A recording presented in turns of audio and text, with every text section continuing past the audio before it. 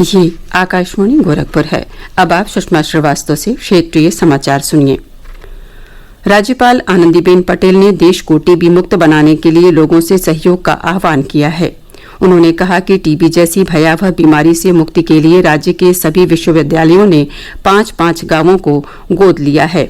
उन्होंने कहा कि टीबी को जड़ से समाप्त करने के लिए विश्वविद्यालयों और महाविद्यालयों के अलावा शिक्षकों और आम लोगों की भी सहभागिता आवश्यक है। श्रीमती पटेल आज सिद्धार्थनगर में सिद्धार्थ विश्वविद्यालय के चौथे दीक्षांत समारोह को संबोधित कर रही थीं। इस अवसर पर उन्होंने विश्वविद्यालय में 223 करोड़ रुपए की लागत के निर्माण कार्यों का लोकार्पण किया। इस अवसर पर उप मुख्यमंत्री डॉक्टर दिनेश शर्मा ने कहा कि प्रदेश में राष्ट्रीय शिक्षा नीति को लागू करने के लिए तेजी से प्रयास किए जा रहे हैं। उन्होंने कहा कि इसके लिए एक प्रदेश स्तरीय टास्क फोर्स का गठन किया गया है। उन्होंने कहा कि नई शिक्षा नीति के लागू हो जाने के बाद विद्यार्थियों को एक विश्वविद्यालय से दूसरे विश्वविद्यालय में प्रवेश लेने में आसानी होगी।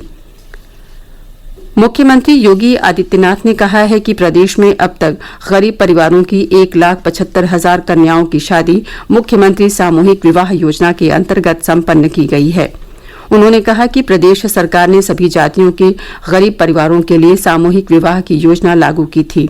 मुख्यमंत्री आज लखनऊ में उत्तर प्रदेश भवन एवं अन्य सन्निर्माण कर्मकार कल्याण बोर्ड के तत्वावधान में आयोजित 3,500 से अधिक कन्याओं के सामूहिक विवाह कार्यक्रम को संबोधित कर रहे थे। उन्होंने कहा कि मुख्यमंत्री सामूहिक विवाह योजना प्रदेश में अत्यंत लोकप्रिय हुई है और इसे समाज के सभी वर्गों ने सराहा और स्वीकार किया है।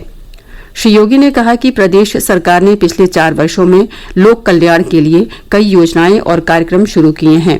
मुख्यमंत्री ने राष्ट्र निर्माण में श्रमिकों के योगदान की सराहना करते हुए कहा कि बिना उनके परिश्रम के कोई भी निर्माण कार्य संभव नहीं है। श्री योगी ने कहा कि प्रदेश सरकार श्रमिकों के कल्याण के लिए प्रतिबद्ध है और इसके लिए कई योजनाएं लागू की गई हैं। उन्होंने कहा कि पिछले वर्ष लॉकडाउन के कठिन समय के दौरान प्रदेश सरकार ने श्रमिकों के लिए भरण पोषण भत्ता शुरू किया था। इसके तहत 54 लाख से अधिक श्रमिकों के बैंक खातों में भत्ते की धनराशि सीधे अंतरित की गई। मुख्यमंत्री ने कहा कि निर्माण कार्यों से जुड़े पंजीकृत श्रमिकों के बच्चों के लिए राज्य सरकार ने सभी 18 मंडलों में अटल आवासीय विद्यालय खोलने का निर्णय किया है। इन विद्यालयों में बच्चों को उत्तम और अत्याधुनिक शिक्षा उपलब्ध होगी। केंद्रीय सड़क परिवहन और राजमार्ग मंत्री नितिन गडकरी ने आज लोकसभा में व्हीकल स्क्रैपिंग नीति की घोषणा की। इसका उद्देश्य प्रदूषण फैलाने और खराब गुणवत्ता वाले वाहनों को चरणबद्ध तरीके से इस्तेमाल से हटाने की व्यवस्था तैयार करनी है। इस नीति पर सदन में बयान देते हुए श्री गडकरी ने कहा कि प्रदूषण फैलाने वाले वाहनों को कम करने से ऑटोमोबाइल क्षेत्र में बड़ा परिवर्तन आएगा। उन्होंने कहा कि इससे वाहनों की ईंधन खपत कम होगी, उद्योगों के लिए कम कीमत में कच्चे माल की उपलब्धता बढ़ेगी और केंद्र तथा राज्य सरकारों की जीएसटी में वृद्धि होगी। श्री गडकरी ने सदन को बताया कि व्हीकल स्क्रैपिंग नीति के लागू होने से देश में 3,70,00,000 से अधिक रोजगार सृजित होंगे। प्रदेश सरकार ने राज्य में स्वास्थ्य सेवाओं को और सुदृढ़ करने के लिए सभी जिलों में मेडिकल कॉलेज खोलने का निर्णय किया है। सरकारी प्रवक्ता ने कहा कि वर्ष 2017 तक प्रदेश में केवल 12 मेडिकल कॉलेज थे। पिछले 4 वर्षों में राज्य में 30 नए मेडिकल कॉलेज खोले गए हैं। इसके अलावा प्रदेश में गोरखपुर और रायबरेली में एम्स की स्थापना की गई है। यहाँ ओपीडी का सफलतापूर्वक संचालन किया जा रहा है।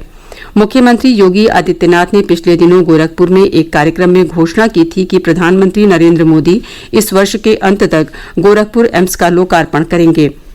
राज्य में उच्च गुणवत्ता की चिकित्सकीय शिक्षा उपलब्ध कराने के लिए अटल बिहारी वाजपेयी मेडिकल यूनिवर्सिटी की स्थापना की गई है। इसके अलावा भारतीय चिकित्सा पद्धति को बढ़ावा देने के उद्देश्य से प्रदेश सरकार ने गोरखपुर में आयुष विश्वविद्यालय खोलने का भी निर्णय किया है।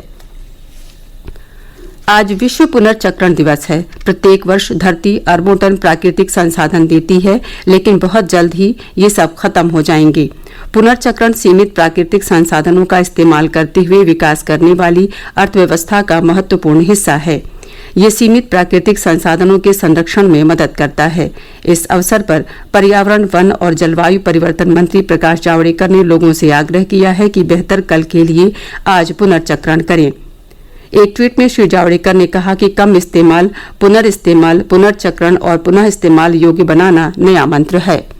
इसके साथ ही क्षेत्रीय समाचारों का ये बुलेटिन समाप्त हुआ। नमस्कार।